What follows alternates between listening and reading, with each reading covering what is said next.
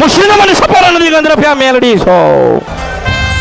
પણ તમે ધીરજ રાખો, શ્રદ્ધા રાખો, ભાવ રાખો ને ભક્તિ રાખશો તો તમારા એક નહીં 4 કામ થશે. કેટલા?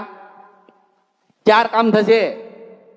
પછી ઘણા કહે છે કે અમે તો મેલડી માના માનીએ જ છે અને મેલડી માન તો પૂજીએ જ છે ઘરે, પણ દરેકની ભક્તિની મેલડી અલગ અલગ અલગ અલગ થાય. થાય ને? થાય કે ના થાય? એક ચમન કાકા કરોડપતિ હોય ને તો બીજા ચમન કાકા કરોડપતિ હોય એવું જરૂરી નથી.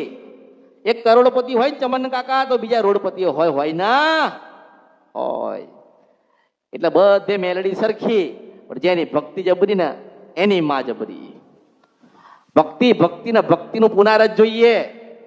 કોઈ દાડો માળા હાથમાં લીધી ના હોય, માનું ભજન ના કર્યું હોય અને મસાલા ઘસ્યા હોય ને પછી માનતાને બાધા રાખશું, એમનું કામ થાય ને? આ બધું વસ્તુ ત્યાગી દેવી પડે.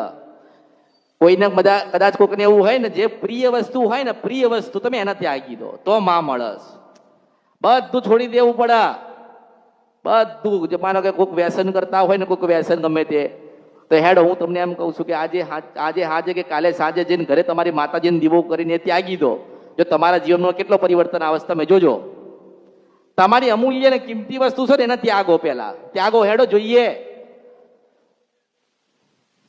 એ થતું નથી. વિડિયો જોવા માટે અત્યારે જ ભક્તિ અમૃત યુટ્યુબ ચેનલને સબસ્ક્રાઇબ કરો. બીજા વિડિયો જોવા માટે આપણી યુટ્યુબ ચેનલ શ્રી ભક્તિ અમૃતને લાઇક કરો, ફોલો કરો, શેર કરો અને સબસ્ક્રાઇબ કરો. બેલ આઇકન દબાવવાનું ભૂલતા નહીં. જય માળી હર હર મહાદેવ.